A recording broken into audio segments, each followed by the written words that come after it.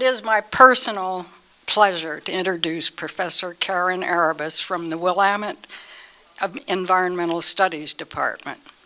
She attended Wesleyan University, where, in addition to her BA, she earned fame as an All-American track and field athlete, winning a national championship in the 1,500 meter.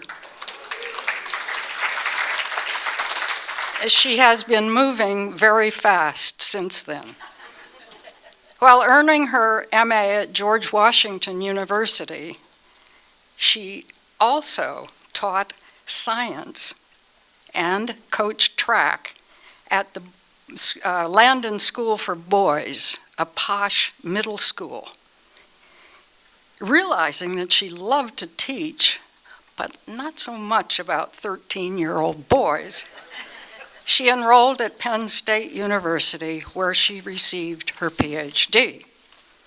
In partnership with the Nature Conservancy, her field work included prescribed burning, a controversial, not to mention dangerous, tool to restore forest health.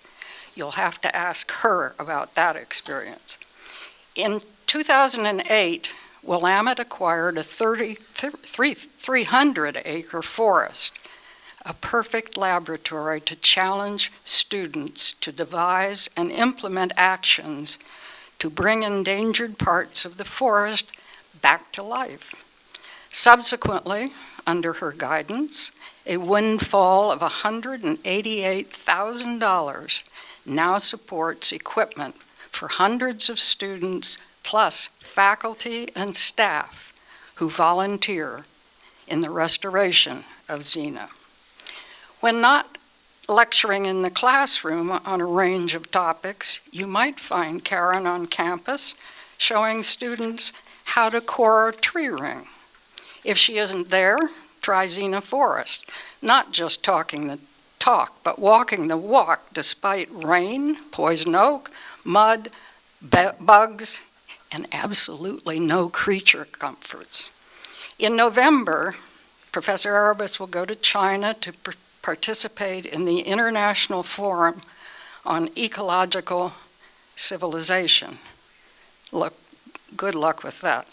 Spring term, she will go across the sea to Galway to teach the Willamette semester abroad in Ireland.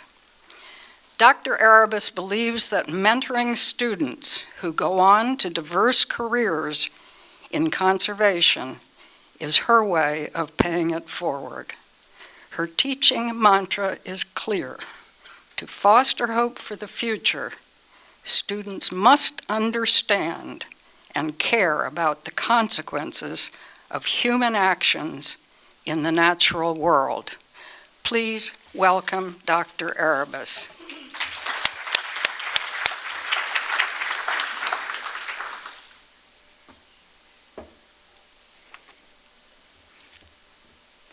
Thank you, Mom. I've only been able to say that from the podium one other time, and it was in 1980.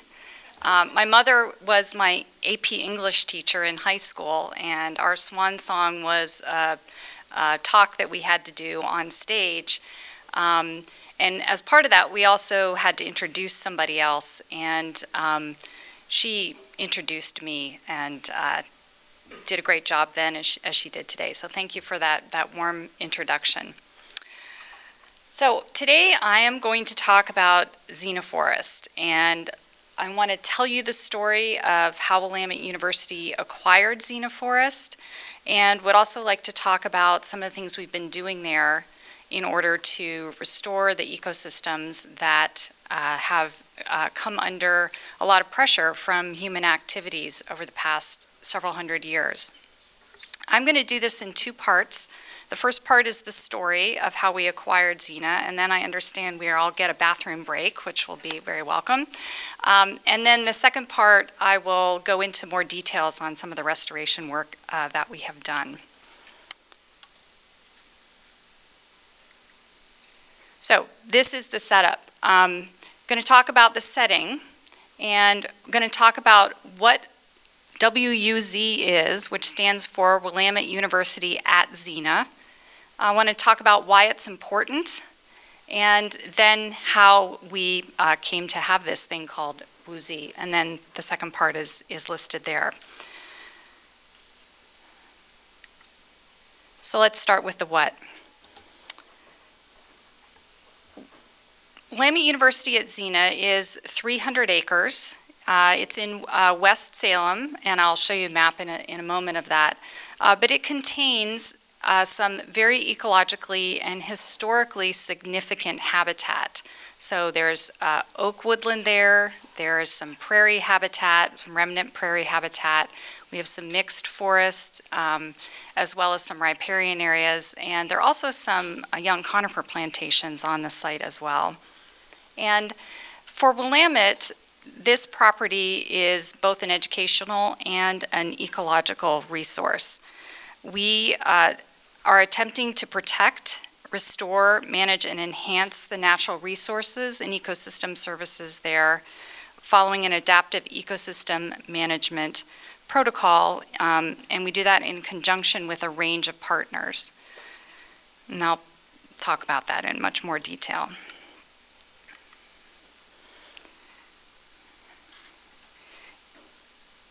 The educational part is extremely important to the university, and it is really one of the things that gets me up in the morning in a time when there aren't a lot of things that might make you want to get out of bed. It's just hard to describe the wonderful partnerships and collaborations that I have been able to work with my students and my fellow faculty, coming up with projects for students to do, as well as maintaining a so far 10-year monitoring program at the property. And so that's a really, really important part of that. And so when I talk about partners, I might not always mention students and my colleagues here on campus, but they are a very important part of that partnership and why things work at Xena, in addition to external partners that we might have. All right, so where is this place? It is just about 15 miles northwest of Salem. And is there a pointer on this as well? Oh, yes, there is, right there. And it has this little funny shape, and you'll come to appreciate that funny shape because you're going to see it a lot today. It is located not too far from Basket Slough National Wildlife Refuge. It is located in the Eola Hills, and our 305 acres is part of a 1,700-acre parcel that is the largest intact parcel of forest in the Eola Hills. You may be familiar with the Eola Hills if you are a wine drinker and you like to go to wineries. Much of the Eola Hills is actually in vineyard now. But Willamette University at Xena Forest and the tract that it's contiguous to is the largest forested area.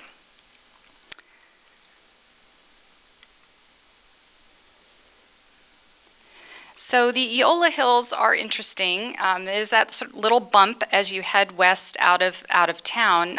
It's a former basalt, well, it is a basalt outcropping. And so there's some elevation there, and that's why we have forests and farmland there as well. And so you can see that context in this Google photograph.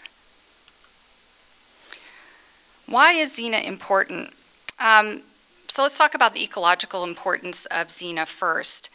It is important because it contains some remnant prairie and oak woodland habitat that has been significantly reduced since European Americans settled the Willamette Valley. So activities like farming, forestry, residential development have all reduced the amount of this important habitat. And what remains is extremely impaired. So when I say we have remnant prairie, what I mean is that there are areas on the property that did not convert to forest because somebody was farming them. So they're open, but the soils are full of all kinds of invasive species seed, And in some places, drain tiles have been put in. So what's left is very impaired. And in addition to that, the hydrology is impaired, both the surface and subsurface hydrology. All right. So in terms of having this habitat as an intact working ecosystem, there are some problems. In fact, about 90% of the original oak and prairie habitat that existed in the Willamette Valley upon Euro-American settlement has been lost. And in some places, there's less than 1% of it left, so more between 1 and 10%, depending on how you're adding it up. So the two photographs on the screen are kind of a snapshot of the habitats that I'm talking about. The one on the upper left, your upper left, represents both the prairie and the oak savanna. There's a little bit of both in each. Prairie is basically open grassland, or grassland, so another way to think about prairie. So no tree canopy. And savanna, and oak savanna in particular, will have scattered oak somewhere between 1 to 5 per acre. So the trees don't form a canopy. You can stand in the middle of the savanna in most places and look up and see blue sky.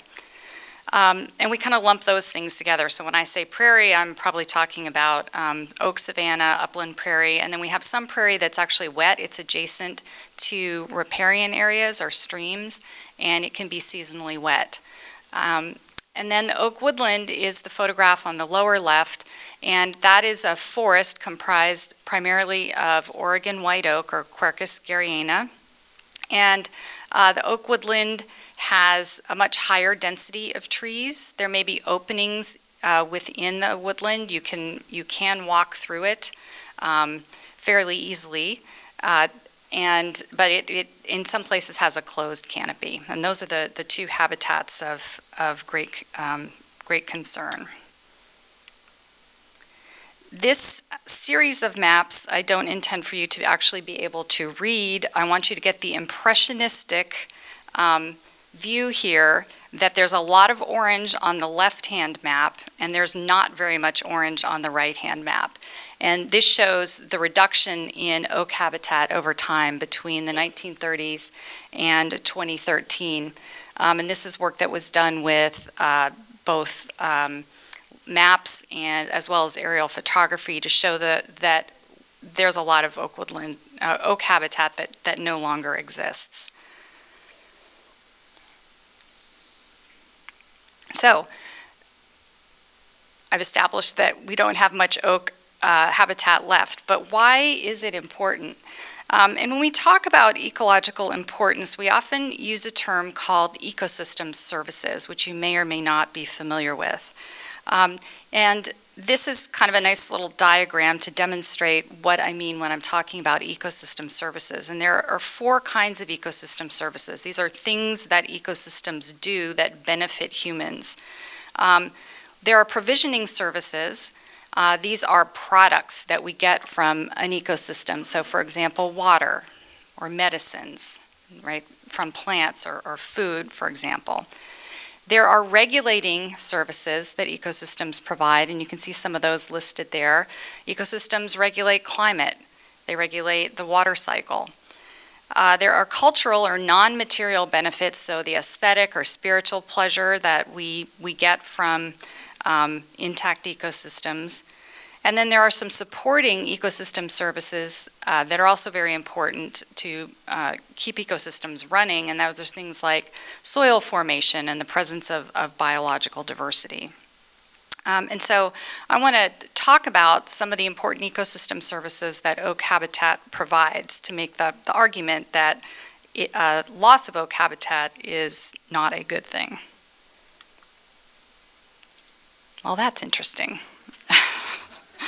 Is this one of those Macintosh to PC issues? Okay.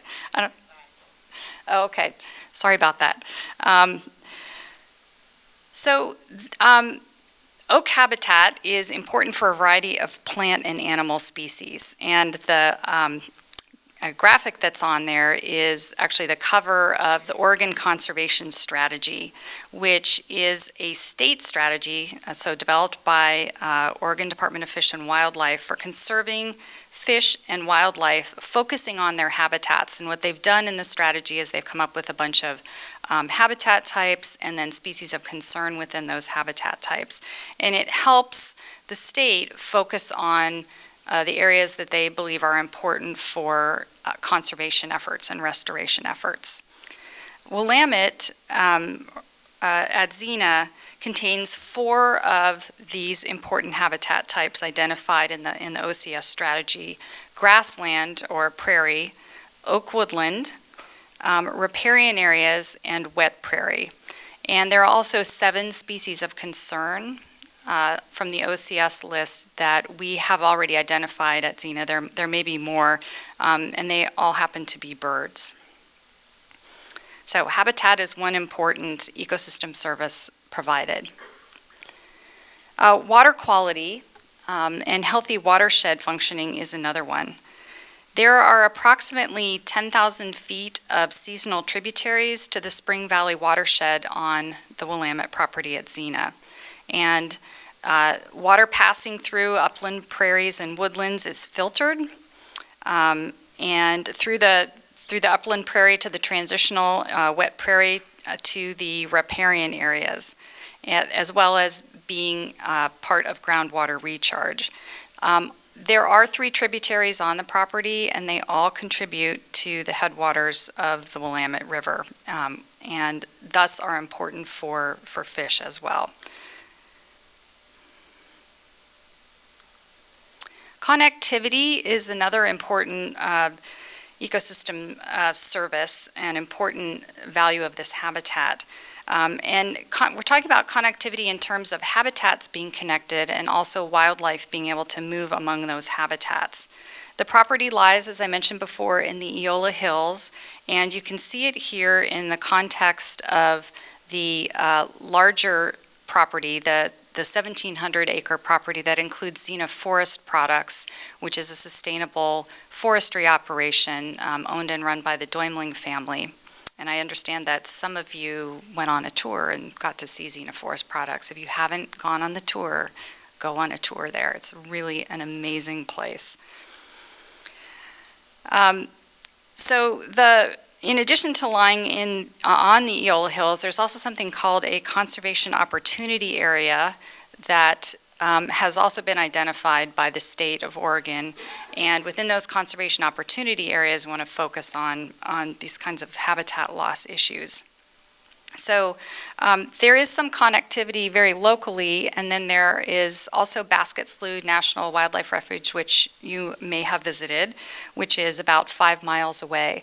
And so part of the strategy at the state level and among non-governmental organizations for conserving and protecting and restoring oak habitat is to identify large tracts that can be protected that are close to one another in order to provide that connectivity. We're never going to have, well, I should never say never. We may not be here for it, but these 2 tracts may not actually be connected, but the fact that they're close together means that there may be some birds and some insects that can actually fly between them, and thus expanding their range, right? And if you get enough of these stepping stones, or I've also heard it described as like jewels on a necklace, strung out near to one another, you can actually have wildlife movement. And then the last thing that I wanted to mention here is climate resiliency. So climate change is real, and it is. That's just the way we have to approach these things now. Models predict for Oregon a warmer and wetter climate, as well as an increased summer drought cycle. So that's kind of the bad news. It's actually really bad news for Douglas fir, our main commercial timber species here. It is less bad news for prairie and oak habitat, and I'll talk in a minute about specifically why that is, but prairie and oak habitat can deal with those kinds of climate conditions. And so those areas might actually be able to expand under some of these climate change scenarios into areas that are no longer able to support agriculture or forestry. Prairies also have been shown through recent research to perhaps be able to provide a climate buffer because they are able to capture and store 200% more carbon underground than agricultural systems, right? And if you can store carbon and hold it underground, it's not in the atmosphere. So in addition to kind of the traditional restoration focus on habitat and connectivity and watershed functioning, restoring prairie habitat may help us mitigate future climate change impacts on a variety of critical ecosystem services. Anybody have any questions about this diagram? Red, warm, hot. All right. So that's the why is Xena, or why are these ecosystems important? How did Willamette University come to have this 300 acres? And this is a little bit of a story, and I'm never actually really sure where to start this story, but I decided for today that I'm just going to go back to the beginning.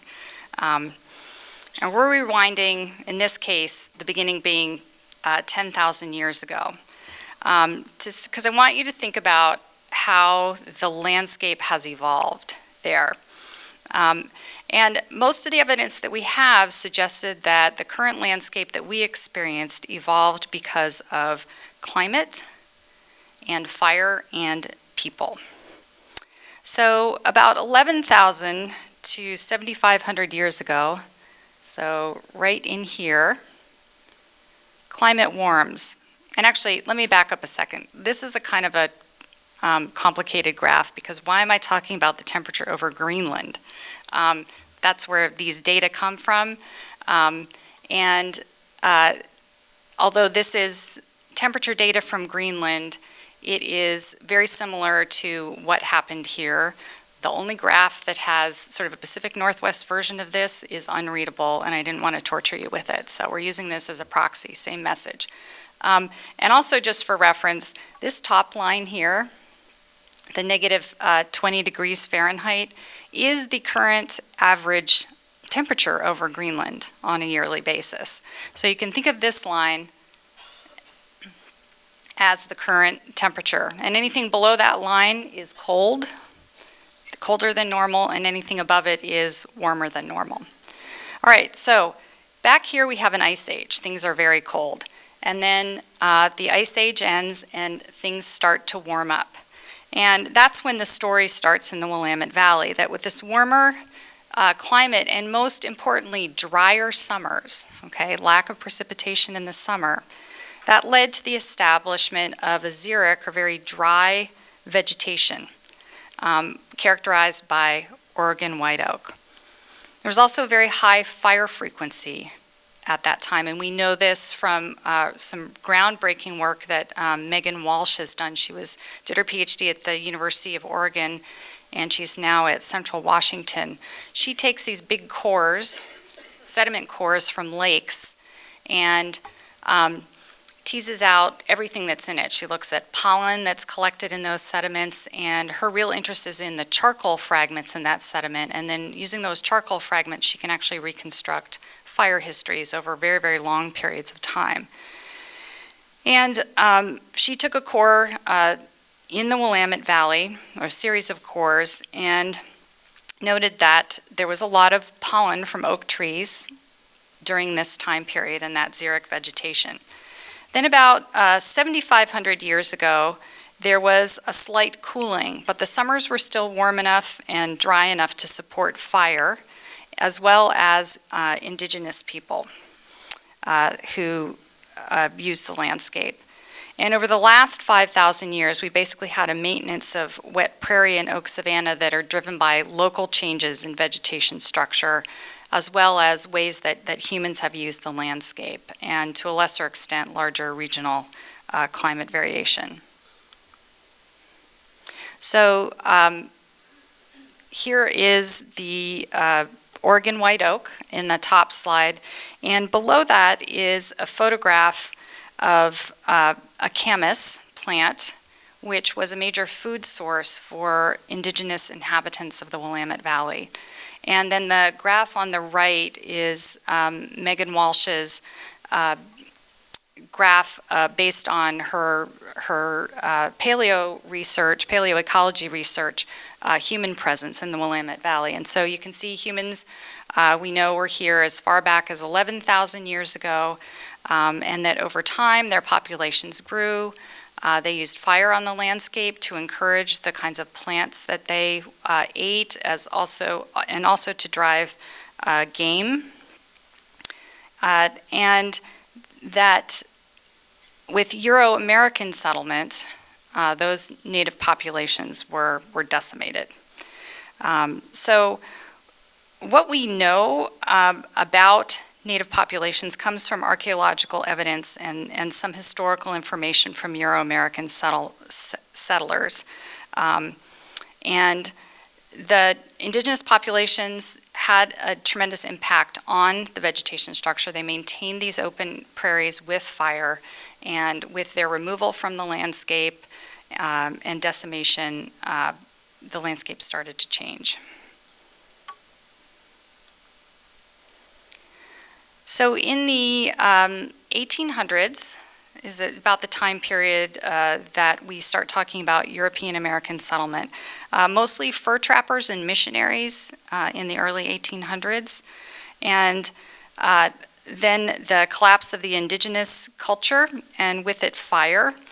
And in 1850, the Donation Land Claim Act was passed, and it provided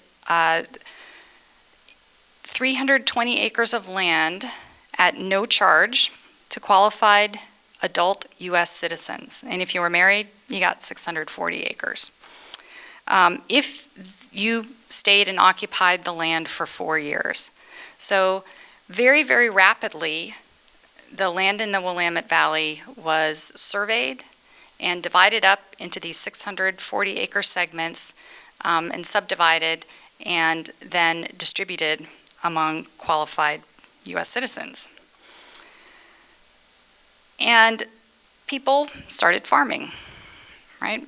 Prairies are great places to farm. And if you look at the old surveyor's notes, they were paying a lot of attention to the kinds of soils that they were coming across, in addition to, to drawing lines and to make these maps so they could distribute the land. There are lots of references to the quality of the soil as well as vegetation. But most of those prairie lands got converted to agriculture, and we see a shift to commercial species on the landscape, and this is why we have that tremendous loss in habitat. The property, the Xena property, was part of the original Donation Land Claim Act. You can see on this map that upon settlement, it was mostly in that orange white oak savanna, and there was a little bit of prairie on the corner. Now, this map was derived from those original surveyors' notes and maps that they made in the field, and it was put together by the Nature Conservancy and the Institute for Applied Ecology. So gives us a little bit of a sense of what the property looked like in the 1850s. And it was separately owned. It was actually divided into 3 separate properties until 1907, when this shape property, they were put together to form this shape, and this has stayed that property ever since, and then it was farmed. And I'm going to show you a series now of aerial photographs.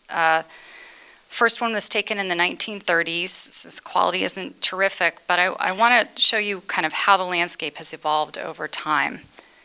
So you can see in red the shape of the property is outlined, and you can see some kind of dark areas and some light areas in this. And what I want you to focus on are a couple of things, and I'm going to put some little shapes up there. The first is looking at openings in the woodland areas. So up at the top and in the middle of this, we have these forested areas, and here, but some of those areas are very, very open. All right, so those circles are showing the openings. And are you able to see that from your seats? Yeah, I'm sorry this isn't a little bit clear. So keep those in mind, right? This is 1935. And then the second thing is this here. Anybody have any idea what that is before I tell you? What does it look like? Christmas trees. Okay, it's some kind of, it's actually an apple orchard, but Christmas trees would make sense too, right? This is the original homestead right here, right? There's farm here, so we've got an orchard. We have some open fields that are being cultivated, right, across the property.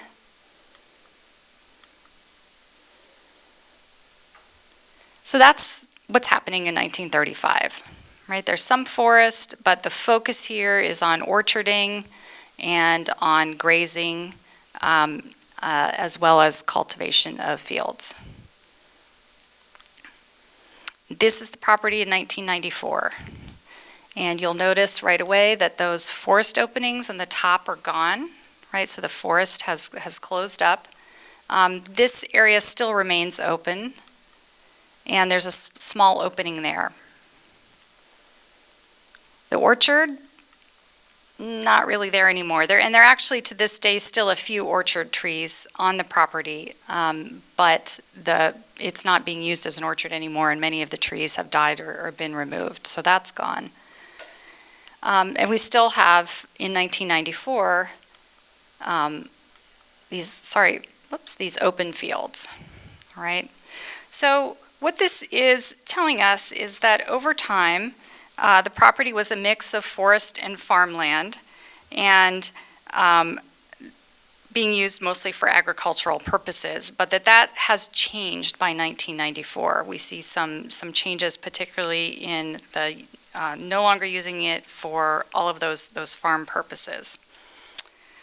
And part of the reason for that is that the property ownership changed in the 1980s. From the 1980s to 2007, this 305 acres was part of the 1,700 acre Xena Forest, right, or sometimes called the Xena Forest Complex, which was owned by Count Hermann Hatzfeldt of Germany. All right, he's a German forester who was concerned about the impacts of acid rain on forests in Germany and thought he might do some investment in forestry in the United States. And I don't know quite how he ended up in Oregon and at Zena, but he purchased this property, and the Doimling family, Sarah and her husband, managed the forest using sustainable forestry practices such as uneven aged management and selective cutting. And so that's a photograph of Sarah in the upper right, and a couple of photographs from her property. By 2007, the Germans decided to divest of the property, and this is where Willamette kind of enters the story. Actually, prior to 2007, I got to know Sarah Doimling and the property through Joe Bowersox, one of my colleagues here, who had a student who was actually one of Sarah's kids.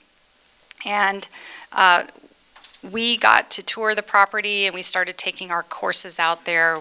Joe and I did a forest ecology and policy class together, and used this as a really good case study in how to sustainably manage a forest.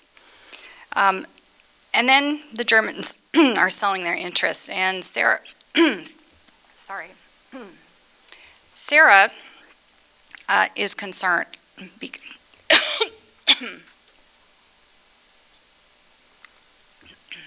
pardon me. Sarah is understandably concerned because she's looking around and she sees wineries and McMansions sprouting up all over the place. And she had a big concern that that not happen to this particular property. So the Trust for Public Land purchased the property, and ownership was transferred. 305 acres were transferred to Willamette, and the remaining went to the Doimling family.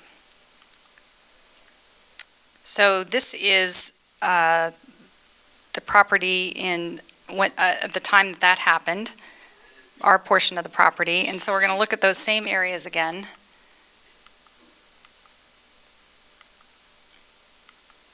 So you can see that all those forest openings are now closed. So we have a lot more forest on the property. The orchard is gone, and there are actually quite a lot of trees there.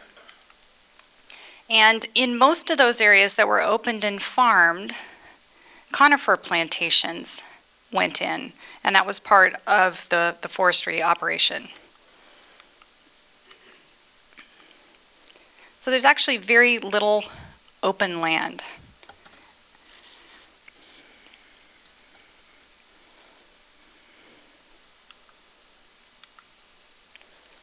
All right, so I kind of glossed over this part where the Trust for Public Land bought the property, and then somehow we ended up with it. This happened as part of something called the Willamette Wildlife Mitigation Program. This evolved as a result of an agreement between the Bonneville Power Administration and the state of Oregon, and specifically Oregon Department of Fish and Wildlife. And Bonneville Power, as you may know, is responsible for producing lots of hydropower, and they are responsible for mitigating the effects of the construction, inundation, and operation of a lot of their flood control projects in the Willamette Valley. Right, and that's not just because they're nice people, it's because a judge told them they needed to do that. So they have to mitigate. And so Oregon and the Bonneville Power Administration agreed to that BPA had to acquire 17,000 acres of wildlife mitigation property and to protect that, right, by the end of 2025. And funding for this comes from the ratepayers. So if you're buying BPA electricity, you are funding this. And there's money set aside to acquire the property, and then it can be purchased. So Willamette owns the property, but it is covered by a conservation easement, which I'll talk about in a minute. And interestingly enough, just found this out recently, this is what the Xena property mitigates, right? So this 1,700 acre Xena property that includes what the Doimlings own now and what Willamette owns now is mitigating the impacts of Detroit Dam just up the canyon. So something to think about when you drive by that dam. And in fact, you may be without even knowing it, very familiar with this Willamette Wildlife Mitigation Project because the Minto Island Conservation Area, right, which now we can all access because there's this great bridge that goes across from the waterfront downtown over there, is also a Willamette Wildlife Mitigation Project purchase, right? So we live very close to one of these. All right, so I mentioned that there's a conservation easement on the land. This is a legal document that constrains landowner rights to achieve conservation goals. And the easement preserves and protects the conservation values of Willamette's property in perpetuity. And since 2008, when we acquired the property, we have managed it under those guidelines on the conservation easement. And the conservation easement drives our land management plans there. So we are hopefully part of the solution to dealing with this habitat. Our mission then is to use the property, right, to support both our educational and sustainability goals as an institution, and to work with community partners to restore, to protect, and to manage and enhance those ecosystem services following an adaptive ecosystem management model. We are unique among the Willamette wildlife mitigation protection programs in Oregon and Washington, in that we're doing education and restoration on the property. Most other landholders are not doing those kinds of things.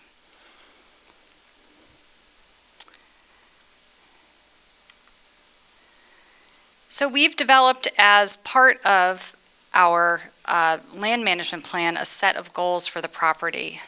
And Gwinnellen, I'm breaking your 5-5-5 rule with this slide. I apologize. But I didn't know how to shorten these up. And I want to talk about them a little bit, and then I'd be happy to take some questions before our break.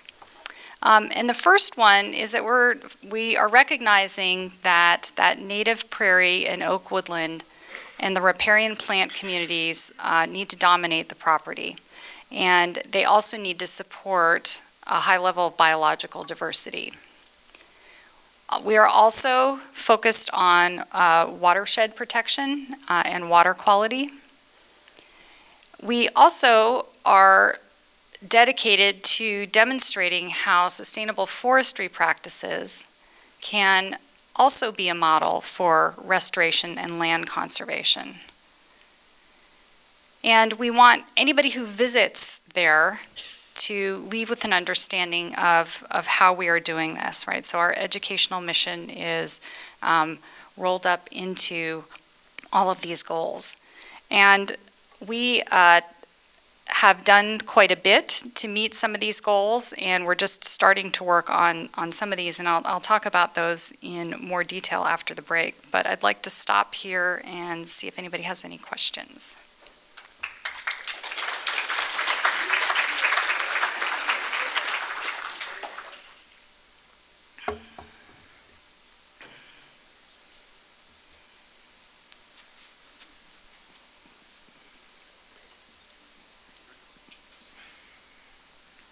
Hi.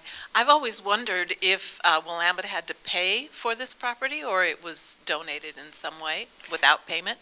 We did pay, but because of the conservation easement and the trust for public land, we paid a small portion of what it would have cost on the open market.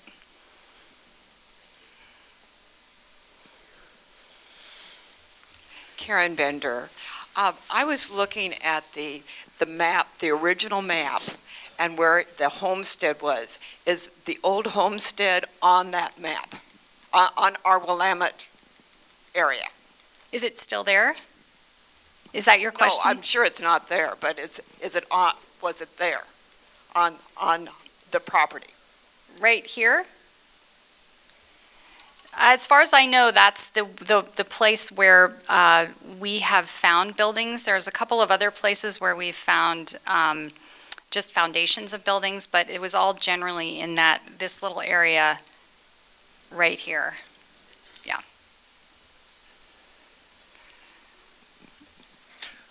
Hi, this is Don. I'm interested in your connectivity argument, and you were showing the map with Basket Slough and the Xena properties back at the beginning. Yeah, Yep. that one. I really think the wildlife mitigation, the conservation easements are part of our solution to keeping the planet livable. I know the Nature Conservancy works with acquiring a lot of property and then setting up these kinds of things. Is this something going rampant, or are we gaining on it? I could imagine getting a wacko in the White House and say, I'm going to build a border wall between Basket Slough and Xena Forest, and I'm going to take some money and I'm going to plant trees and going to start protecting wildlife and keeping the planet breathable. So I guess my question is the big picture. I love what we're doing and the direction that Oregon has been going, but you know, with the reports of what's going on in the Amazon, I'm kind of losing hope. That is the question, isn't it? I'd respond in a couple of ways, and then maybe other people have other things they'd like to add. One is that I am always surprised at the new and interesting partnerships that evolve in response to these things. And one of the most recent ones is something called the Oak Accord. I don't know if you're familiar with that or not. It is a group of predominantly wineries in the Eola Hills who have pledged to work their lands with respect to oak habitat, right, and to maintain oak habitat and do the restoration work that they can. Because as you know, if you've been to wineries, I've been to quite a few out there, part of the winery experience is not just going in and tasting wine, but enjoying these properties. And people are doing quite a bit to make pathways and places for you to walk around. And so there are a number of wineries where Willamette has signed on to the Oak Accord, the Xena Forest Products is on it. And so this is kind of a new group, all right? And so that to me is very interesting. The other response I would make is that no, you can't predict the next thing that's going to come along that may thwart your efforts. But I do feel like there is a pretty good momentum on this. And no, we're never going to take it back to what it looked like in 1850 or any time previous to that. And I'll address some of those issues in the next part of the talk in terms of how we can approach that. But your point is well taken. Hello, my name is George. My question too has to do with the vineyards and the wineries. Do you have some sense of what percentage of these vineyards were previously under agriculture as opposed to actually being reasonable, some of this habitat that then has been just made into vineyards? I don't. That's a great question, though. So whether it was forest converting to vineyard or ag to vineyard, yeah, I don't know. I've always been curious about how many Willamette students are involved in this area and what departments or classes use it and in what ways. Could you address some of that for us, please? Yes. We've had hundreds of students who've been involved out there, from going out once to pull weeds to doing 2 theses out there because somebody was a double major and couldn't get enough of Xena. So over 10 years, hundreds and hundreds of students have been involved in various ways. The environmental science department, the biology department, the chemistry department, the history department have all been involved. We've had summer projects doing interpretive dance on the landscape to talk about sustainability. We've had art, a nice collaboration between a biologist and a sculptor there. So lots of different kinds of collaborations and involvement. Does one of the slides show where the location of Xena Road and Brush College Road? Yes. So Xena Road is going to be right here.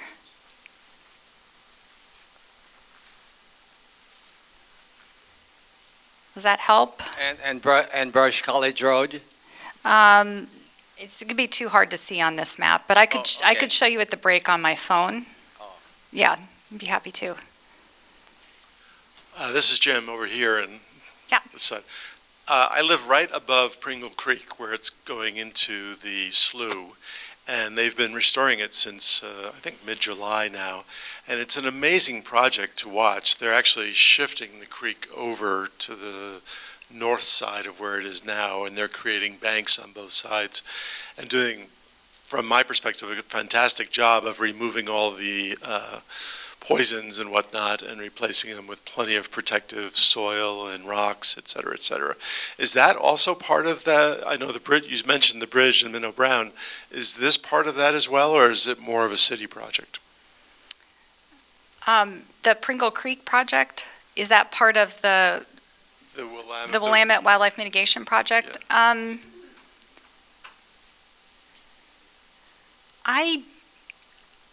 don't think so, but I don't want to say that I'm 100% sure. It seems like they're putting a ton of money into it because they have all Yeah. kinds of experts there. Yeah, and that may be because there are federal regulations that require them to do that, and state regulations, apart from the restoration work on the land. Okay, right here. Yes? This is back to the climate change. Mhm. And you said wetter winters and warmer and drier, hotter summers, and that it might be helped by more oak savanna. And when you're talking about that, because it stores carbon better or something like that, and I'm wondering where that's all going to come from. Are you talking about the vineyards helping supplement that? Would it be the grasslands where we raise grass seed and add more trees, or what? How would that all work to make more land? Because I can't imagine more land coming about in this valley. Yeah, and that's a really good point. So you're not going to, well, it's possible that if, under some of these climate change scenarios, that irrigated agriculture is going to fail, right? And in some sort of horrible scenario, that might happen and the oaks will take over. That's one possibility under that scenario. The other less dramatic one is that most oak habitat that is still left is in the hands of private landowners. And there is a lot of work being done at a variety of governmental levels, county up through state and federal, to provide money to protect those habitats to private landowners. So that's where some of that might come from as well. That's a good question. Oh, Paul over here. Yes. Thinking about Oak Savanna, in West Salem, there off of Orchard Heights, there's a 14-acre Oak Savanna project that's currently managed by a conservation district, but it's owned by the city of Salem. I think it may have been a mitigation from development over there. But what's interesting about it, it's basically landlocked. And the neighbors stated that at one time they used to hear the coyotes in the field at night, and they'd see deer and a fair amount of bird activity. But since then, the schools have developed around there, and the area has become more and more landlocked, and so you don't see nearly the amount of wildlife in that little 14-acre square that you're used to. So maybe you could talk about the presence of connectivity. In urban environments, yeah, that's always a challenge. And I'm not exactly familiar with the exact place that you're talking about. Is your question about how to reconnect that, or? No, it's just that it's an illustration of what you can save property and try and turn it into Oak Savanna, but unless you somehow connect it to other corridors for wildlife, you may have trees, but you really won't have a really fully developed, wildlife area. Yeah, and so to me, this is an observation about goals, right? So 14 acres is not going to maybe contribute a lot to watershed functioning, right? But it might really help pollinators. So you have to think about it in a variety of different scales. And so you recognize that probably large mammals are not going to use that particular property, but there may be other good things going on. Yeah. This is Sharon. Do you get any of the matching funds from the oak savanna preservation projects that are going on in Polk County and Marion County? So we have received funding from the Oregon Watershed Enhancement Board for our first phase of restoration. We have also received money from the Natural Resources Conservation Services to do some other wildlife enhancements on the property. And as part of being a WWMP property, we have operation and maintenance funding that comes from BPA through Oregon Department of Fish and Wildlife every year to help maintain the work that we've done there. So, yeah. Karen, this is Tom. Yeah. I know that you live near Bush Park, and I know it's way less than 14 acres, but you probably saw the same story that I saw in the Statesman Journal maybe a month or so ago about the damage that the art fair and other kinds of activities may be having on the oak trees there. I know this is a little bit off Xena topic, but could you comment on that? Sure. I live right across from Bush Park, and I'm very familiar with this issue. And so the damage to the oaks, just to address that, is not only due to a lot of activity that damages the roots, but also years of irrigation. Oaks aren't adapted to having really wet soils in the summer, and when you irrigate all summer, that's problematic. The park has, the upper part of the park, above the stadium, I counted them the other day, and I think I came up with like 1,200 oak trees. There are a lot of oak trees up there. So there are thousands in the park when you consider what's down below. And it's a public city park, right? And so we can't, and this is my personal opinion, we can't apply the same standards to protection and conservation to a public park with multiple uses that we can to a private property, like the one that Willamette owns at Xena. And so the challenge here is going to be how to balance the multiple uses of the park with preserving the oaks. And there are some great opportunities for doing that really, really well. But it's not going to be that every oak tree is going to be able to be protected. That's my opinion. This is Jim again. You mentioned during your presentation the disappearance of indigenous peoples and their methods, and then you said, and fire. And I don't know if everyone understood that fire didn't come because they disappeared, but their method was fire. And my understanding is that white oak, and maybe all oak, need fire to propagate and survive and whatnot. And now we can't really do the burning of the fields anymore because of the dangers to the environment. What's your take on that? Can you still manage to bring back the oak savannas and whatnot without fire involved in it? Because I thought it was necessary. You actually have to start with chemicals. This is sort of the side of restoration that is not so pretty. Before you even introduce fire.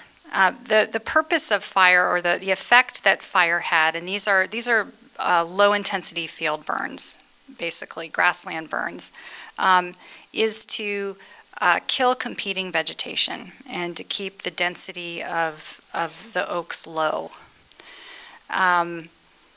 So in that sense, the oaks don't need fire the way that some conifers need fire, because fire is what enables their cones to open and drop seeds and prepares a mineral seed bed so the seeds can germinate. That's not really the story with oaks.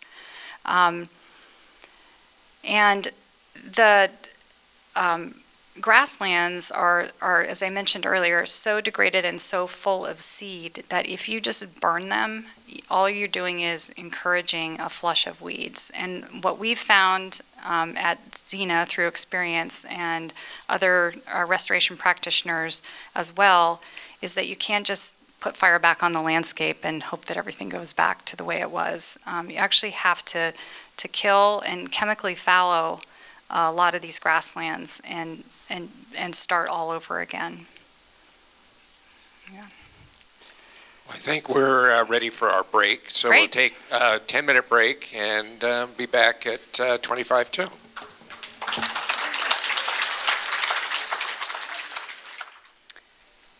All right, so now we're going to get to Lazarus Ecology. Did you wonder what that was? Okay.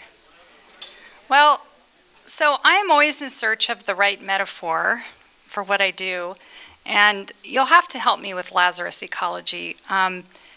Maybe there's a better one, but let me explain to you what that is.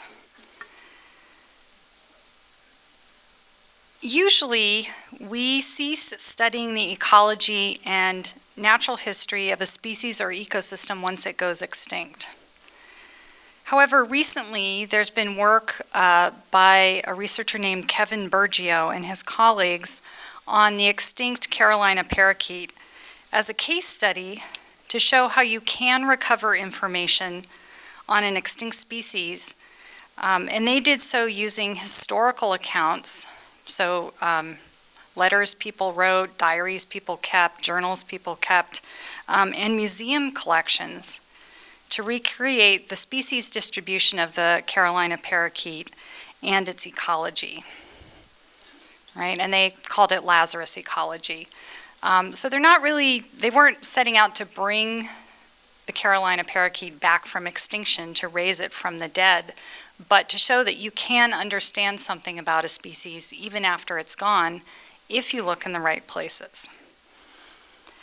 This could be helpful for other parakeet species who may be on the verge of extinction, and for some people who are excited about de-extinction. They hope it could be helpful for the Carolina parakeet at some point. So I was thinking in many ways this might be an apt metaphor, although kind of mixed, for our restoration work at Xena. We have some but not all the pieces of information that we need. We are working in a landscape that is alive, it's not dead, but it's been dramatically, radically, and I hope not in all cases, irredeemably changed. And we have used historical accounts to reconstruct the property ownership, using deeds and other kinds of documentation. We've used some historical ecological methods. I am by training a dendrochronologist. I use tree rings to learn about the climate and history of forest and trees. And we've used those techniques to peek in the past to see what things looked like, what the landscape looked like. We used aerial photographs. You can use soils. And while we don't really have hope that we can de-extinct the landscape, the prairie landscape, we certainly hope to restore some of the pieces of it, right? So that's what I was thinking about when I was thinking about Lazarus Ecology. And we'll see as we go on if maybe it works. And this is a framework that I use to conceptualize that idea of restoration. When we think of restoration ecology, restoring the landscape, we think we're going to bring these plants back and they're going to thrive, and we're going to have this kind of wildlife and it's going to thrive. That's the composition part of it. But there are two other really, really important elements to any landscape, whether you're just looking at it and describing it or trying to restore it. And that is how it is structured. And by structure, I mean the visible structure on the landscape. So for example, a grassland has a very limited vertical structure, right? Not too many layers of things. whereas a tropical rainforest has 5 to 7 different layers of vegetation in it.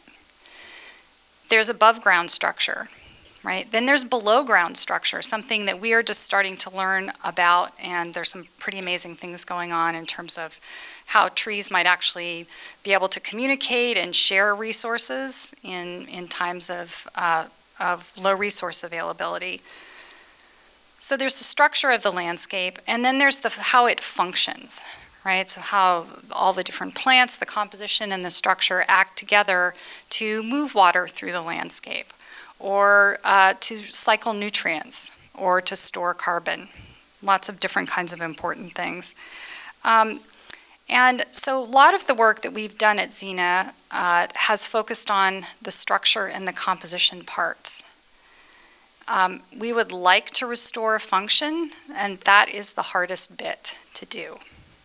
Very, very, very difficult. There's some other magical ingredients. Partnerships.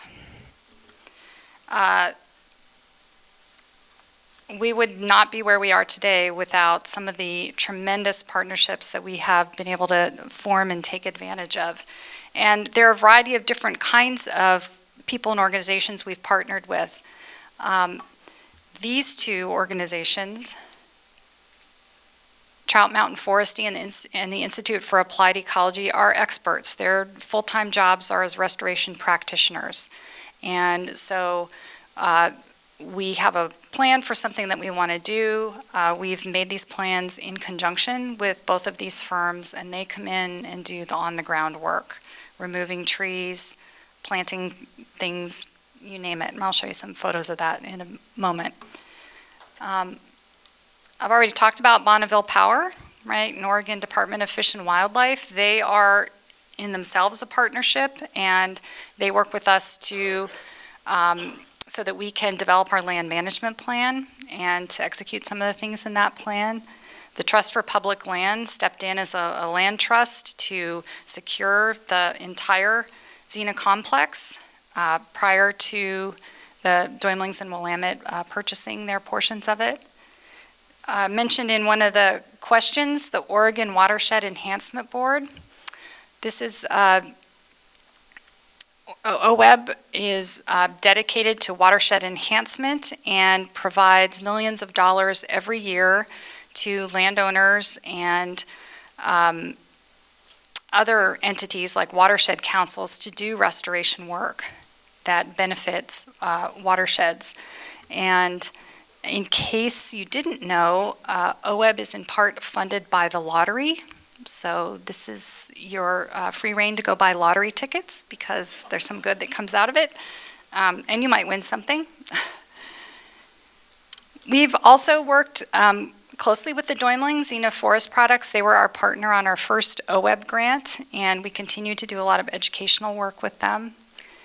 And some other funding from a couple of other of these organizations as well. We have what's called a Partners in Fish and Wildlife agreement with the U.S. Fish and Wildlife Service, and it's an amazing thing.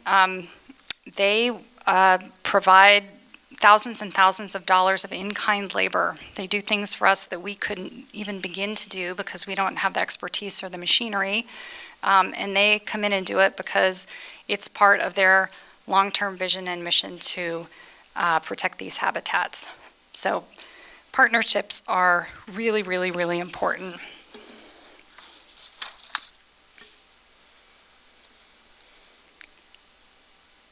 So for money, for the tools and the expertise that we don't necessarily have here at Willamette. Although I should say that 10 years ago when we started this project at Xena, and we were out on site with a bunch of our agency partners, a lot of people listed up here, and we were all kind of wandering around saying, well, what do you think, what fish could be in the stream, or what plants do you think could be here, or what would you do with that? We were all not very sure, and we've just had a similar kind of couple meetings on the property recently, and we were all laughing about how we've all gotten so smart and grown up, and we know what we're doing now, and it's amazing how we've all gained a lot of knowledge and learned quite a bit.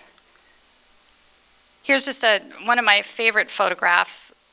You're probably thinking, well, it's the back of a bunch of people standing looking at a bunch of trucks. This was our interagency prescribed fire that we did, and I just wanted to list up there all of the people who showed up to do this prescribed fire, right? Once again, not something I can pull off with my colleagues and a couple of students. I don't think my boss would let me do that. But we drew on this expertise, and it was this incredible day with all of these different people working on the prescribed fire together. So I think Aldo Leopold had it right.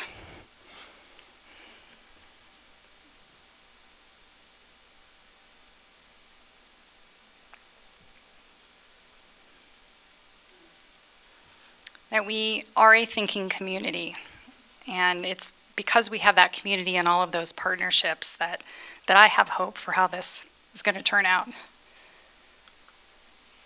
The other magical ingredient is having a good management model. Didn't have to look very far for this. This notion of adaptive management, ecosystem management, has been around since the 1980s, and it has driven a lot of conservation and restoration work. The idea is that you design something based on, maybe it's guesswork, maybe it's an example that somebody else has shown works. You implement it, and then you monitor it. You don't just walk away. It's not finished. It's never going to be finished. And after you've monitored it, if you're able to collect data, you evaluate that data. And you say, okay, so we wanted to thin these oak woodlands to allow the largest oaks to grow. And now we're going to go back and see, did they grow? So I take a bunch of tree cores with my students, and we look at the cores and look for growth changes. And we can say, yeah, that was actually a really good plan. Or we can say, well, it wasn't so great in this spot, but it seemed to work over here, and then we adjust and redesign and re-implement, and it feeds back into itself over and over and over again. So this is the model we've been working under for the past 10 years.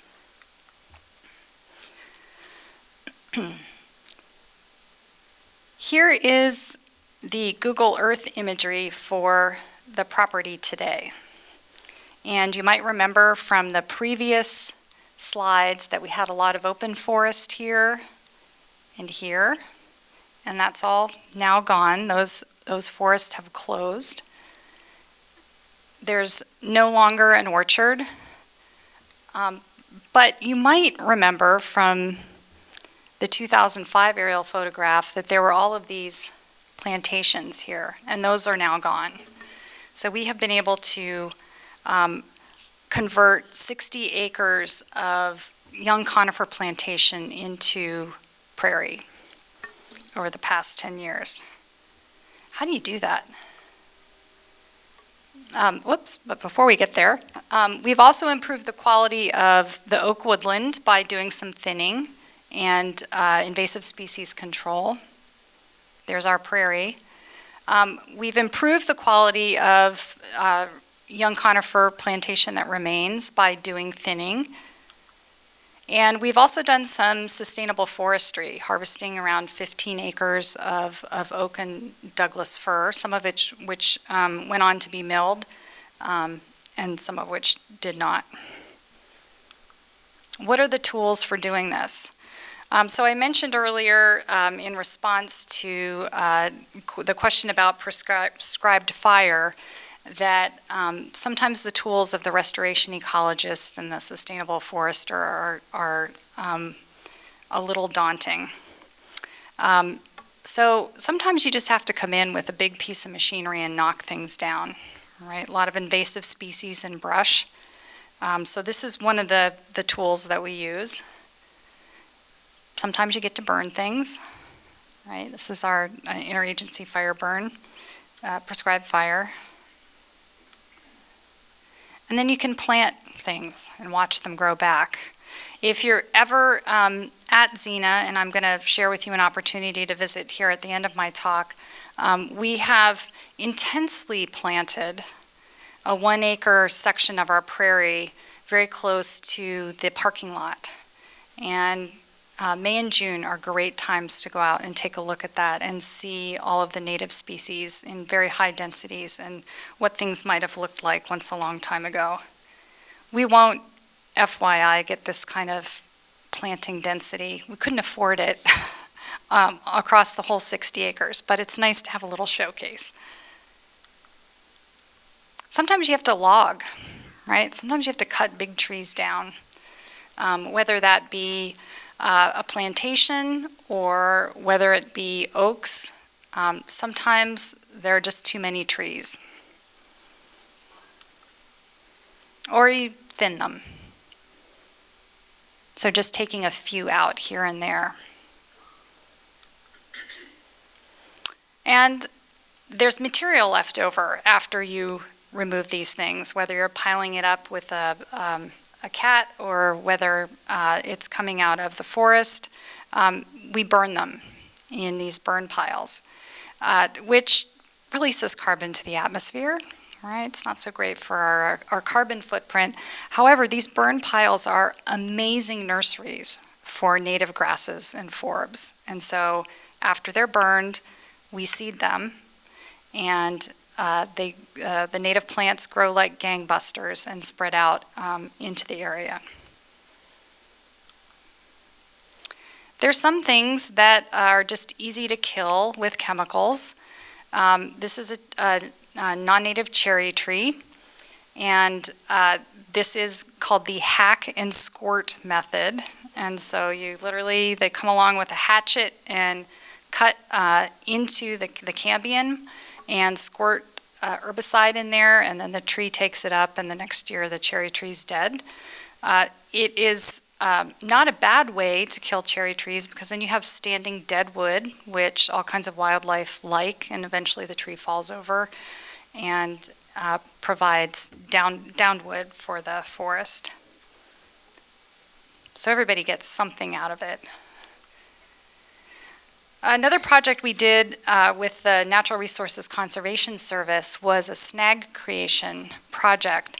And they provided funding for us to increase the amount of standing dead snags on the property. So we went out and surveyed the property, and I think they were looking for, I think the standard was 2 snags per acre.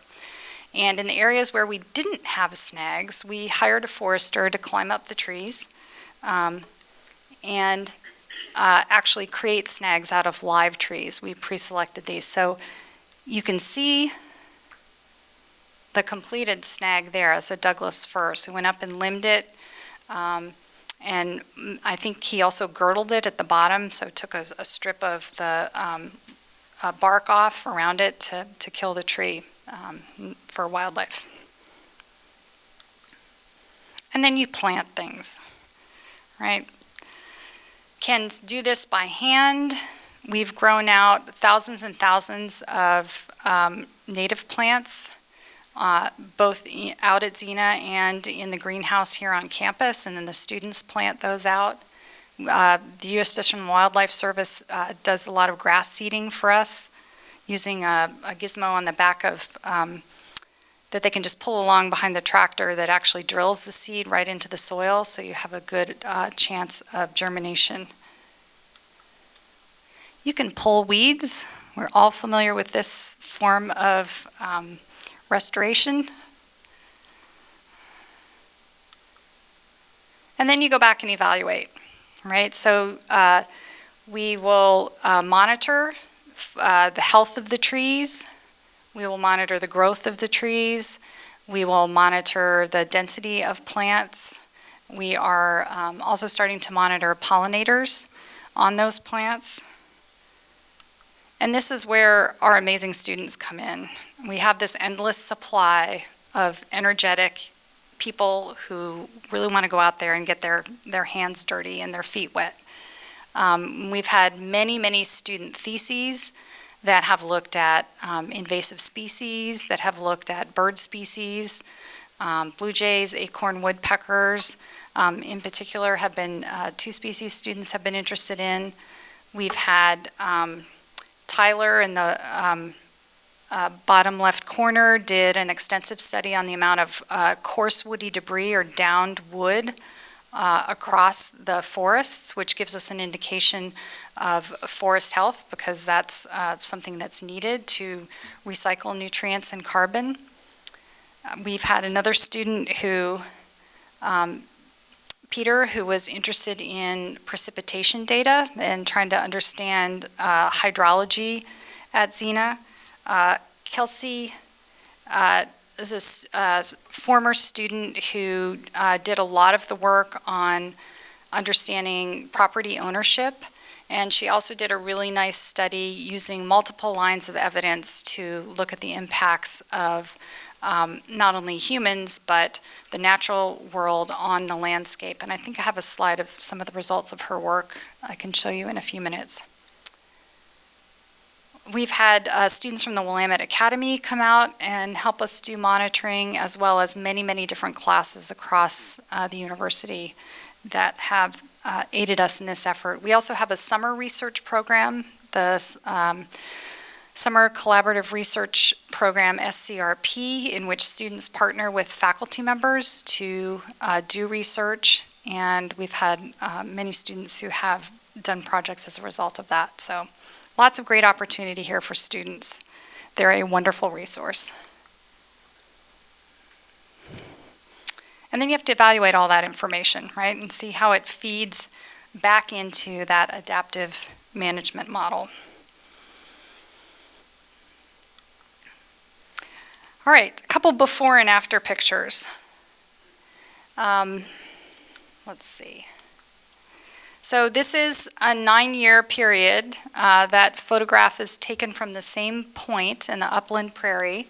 And what you see in the top one, in between, well, let's see, right here, are those remnant Douglas fir plantations, the conifer plantations that we removed, and had been encroaching on these two large areas of Oregon white oak. What is a little more difficult to see in this photograph, unless you're really good at prairie grasses and forbs, is that the diversity has changed dramatically, and we have many more native plants in the 2019 photograph. Plus, it was a lot sunnier in 2019. Here's an example of some of the thinning we did in the oak woodland. So the top photograph before any thinning happened, and it was a brambly forest that you could hardly walk through. There's a lot of poison oak in there too. But very, very high density of oaks. And that happens because in the absence of disturbance, you'll just get these really, call them dog hair patches of oak. And eventually, the little ones will die, but that creates quite a fuel load, right, and high fire danger. And so we needed to go in there and thin that out, and you can see the results of that on the bottom. One thing I will tell you about thinning in forests is once you start clearing patches in the forest floor, there's all kinds of species that show up. Some of them you're happy to have there, and some of them you're not. So we did this thinning in combination with some chemical treatment, particularly for things like Scotch broom, blackberry, the invasive blackberry, and we've been known to also spray poison oak, even though it's technically not an invasive species. It makes working out there difficult.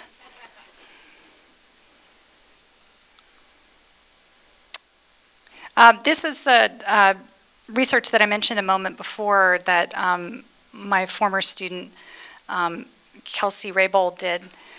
And she used multiple lines of evidence to try to understand what is happening, particularly in the oak woodlands out at Xena. She used the deeds and other kinds of historical documents to look at property ownership, which this slide is not translating very well to this venue, but that top purple line shows how property ownership has changed. And then the yellow line shows some impacts. The yellow line and the blue line are all about how climate might be impacting the oaks. There's a big impact of this Columbus Day windstorm, which some of you may have been here for. I was barely 20 days old. But so a lot of trees were damaged as a result of that in the Willamette Valley, and we were trying to see in the tree ring record if there was any indication that that had damaged the trees at Xena as well. And we did see some places where we seemed to have that impact. These are also sort of broader scale climate issues. And from all of this, she was able to come up with a storyline about how we had what we assumed was the case. She's actually now collecting evidence for it, where we have a prairie with scattered oaks, and then we have a time period here between 1900 and 1950 where we don't see the establishment of any new trees, right? And that's because of the amount of farming that's going on. And also the use of the woodlands for firewood, right? So oak is being cut for firewood. And then when the farming falls off, we see that the forest starts succeeding to mixed hardwood forests. So we're getting oak and Douglas fir growing together into these denser, cooler forest types. And then the canopies close, right, in a large portion of those forested areas. So she actually came up with a really interesting story that's, corroborated by a lot of this evidence.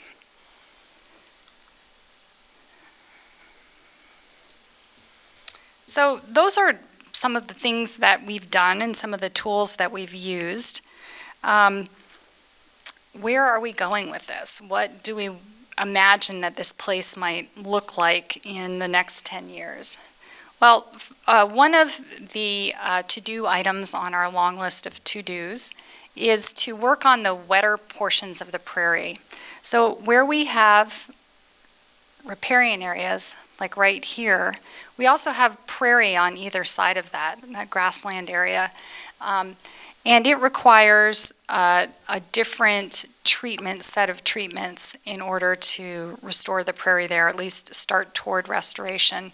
And we will have to do a chemical fallow on those areas and then replant them, and hope that we can get composition going, as we've already worked on the structure. It has a prairie structure now, it just doesn't have the composition or the function. We will continue to maintain the oak woodland and the prairie and the savanna. And by maintaining, that means that we'll have to mow once every other year. We'll have to continue to do some spot spraying to keep the Scotch broom in particular at bay. The seeds of Scotch broom stay in the soil forever, right? Some people are nodding, so you've been there. Yep.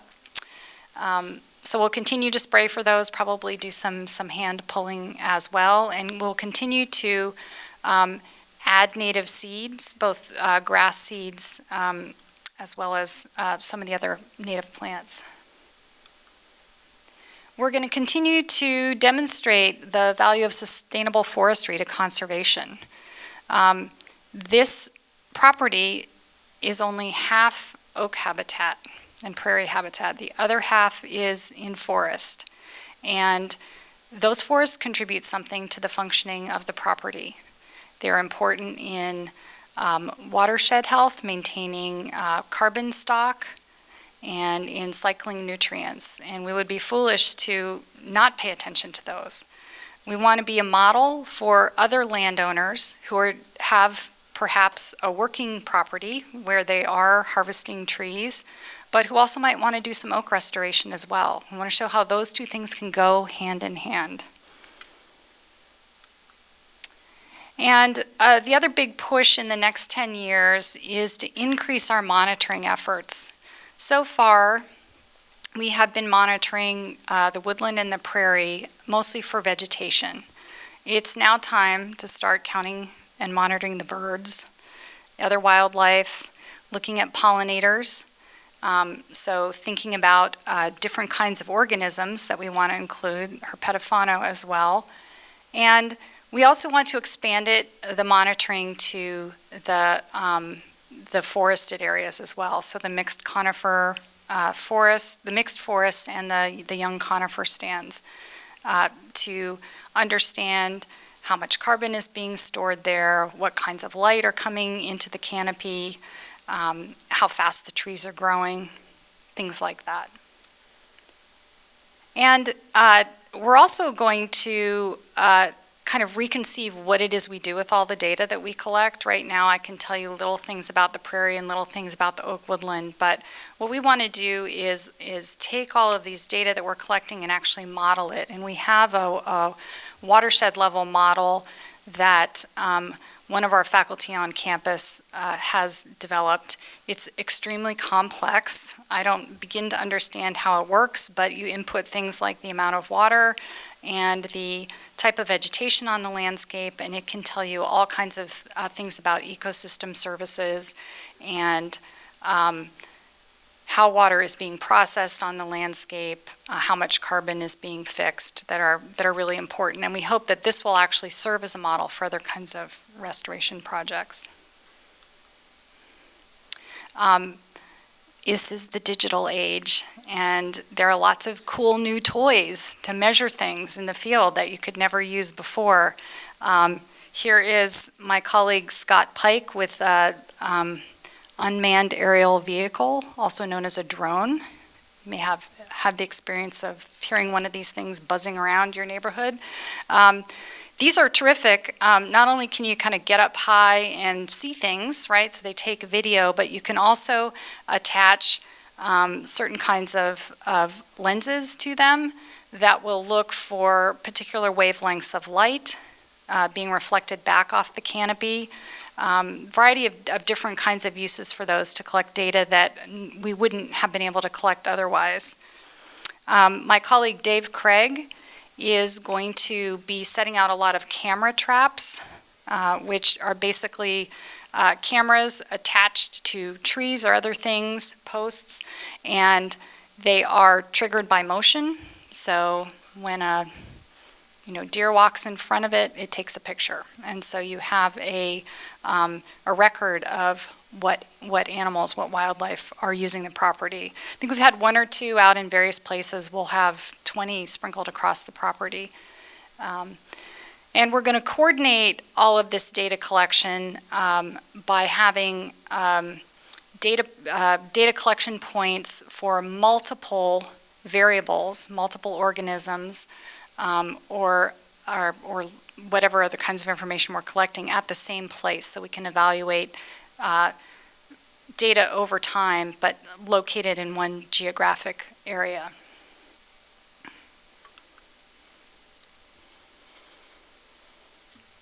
So I'm going to end with Stephen J. Gould.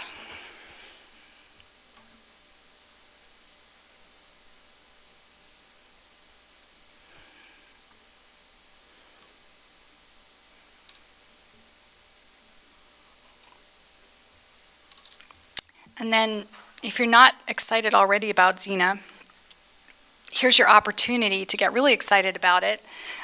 Every year we have something called Xena Fest, and this year it's on Saturday, October 12th, and it's an opportunity to come visit the property. There will be all kinds of tours. I'm going to do a tree ring demonstration. We've got bird tours. We've got tours to look at the sustainable forestry operation. The students will have harvested apples and made cider. And you are all welcome to come. I did want to say that the terrain is not flat there. Most of Xena Fest occurs right at the area where the farmhouse is, but it is a gravel parking lot and they are dirt roads. So keep that in mind, and if you are interested, you can go to, just type in Willamette and Xena into any web browser and it will take you there. Or you could walk right across the hall when we're done here, and Joe Abraham, who's our Director of Sustainability, has an office right across the hall, and he can give you information about attending. Thank you.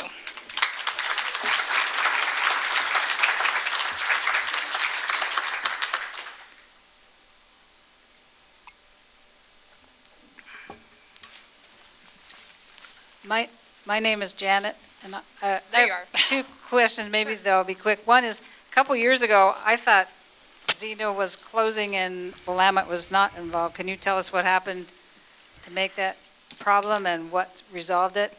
And then the other was about mowing. If you need to mow the native grasses because we don't have ungulates eating them or something, or those are my two questions. Okay, so the first question is, was Xena closed and Willamette not having anything to do with it? No, we have maintained our ownership of the property.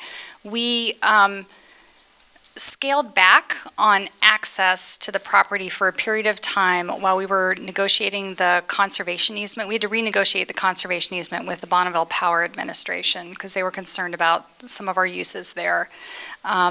And so we thought it was probably a good idea to reconsider how we were using the property and how we were providing access in that time period. But we are now in Xena 2.0, as they are calling it, and there is more access. And your second question was why we would mow, is that right? So there, we have about, in a good patch of prairie, maybe 40 to 50% native cover of plant species. We're never going to be at 100%.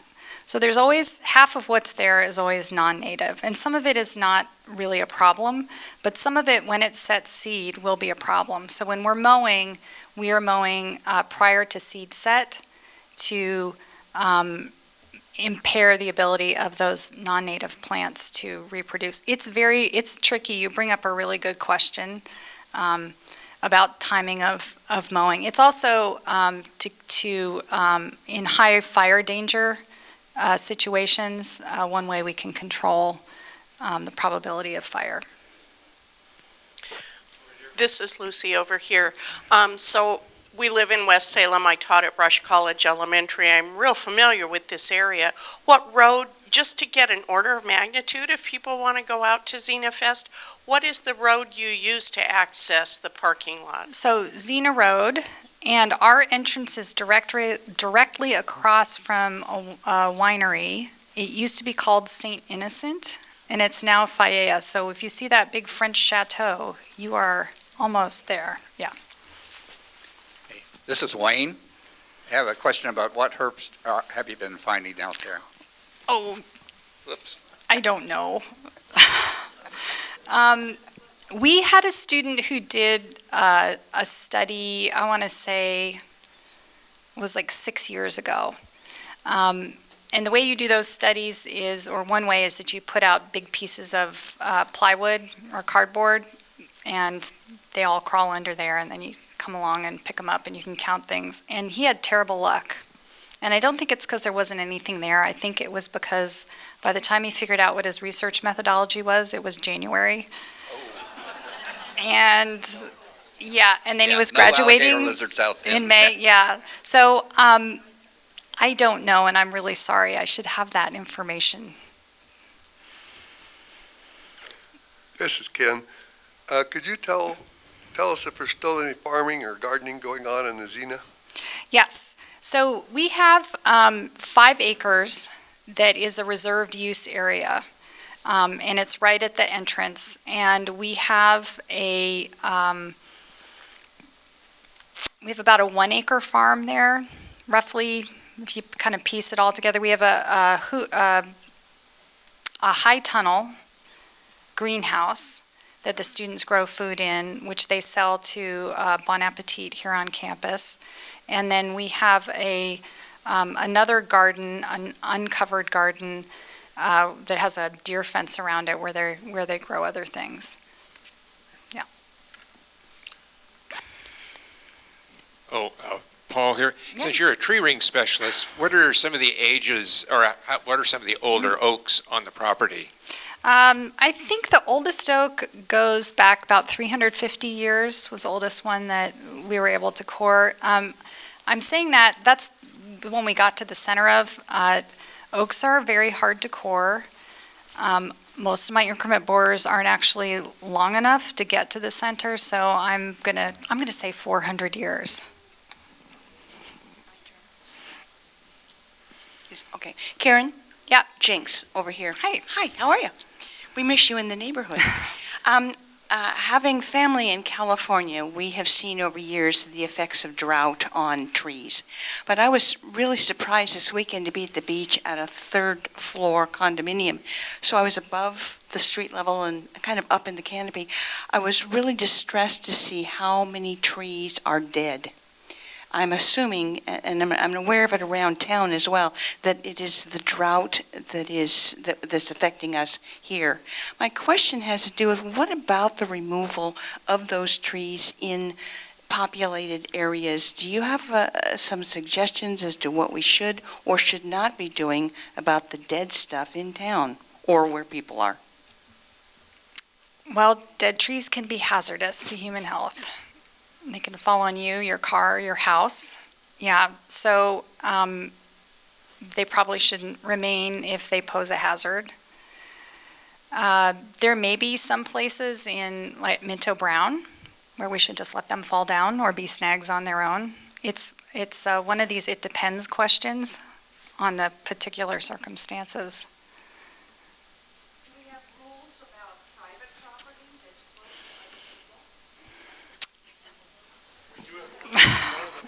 I don't know specifically. Are you having a specific problem? Oh, okay. This is Harvey. What else can we learn from the study of tree rings? Lots of things. You can see things that have impacted the tree, whether that be drought. Stress will show up in tree rings as a series of narrow years. Each year a tree grows, it puts on one ring. You could see the results of, we've seen at a different site, the results of the Columbus Day storm in damaging some trees and causing those narrow years of growth. But in the trees that didn't get damaged, they actually benefited from the storm because they have more resources and light, and we saw increased growth in those. You can see insect infestation. So climate insect infestation, depending on where you are, they've been used to trace avalanches in the mountains by avalanche damage. Let's see, so many things. They've been used to look at stream flow or to reconstruct stream flow. Lots of interesting things. Did you have anything in mind you were curious about? No, I just wanted to Yeah. know in general, what are the things that are in knowledge available? Let's see, you had a question? You have a question? Normally, we give the mic back to the presenter at the end, but since the presenter is your mom, the congratulations and all that are going to be a little bit... Yes, Mom. I mentioned in my introduction that you and your colleagues are very... There it is. Is that good? Okay. How do people make a living after they graduate from environmental science? Once again, that's a bit of a self-serving question.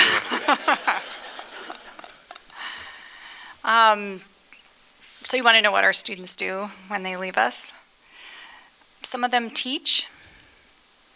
Many of them who are kind of addicted to being outside will work seasonal jobs with the Bureau of Land Management, the United States Forest Service, the United States Park Service, a lot of land management agencies.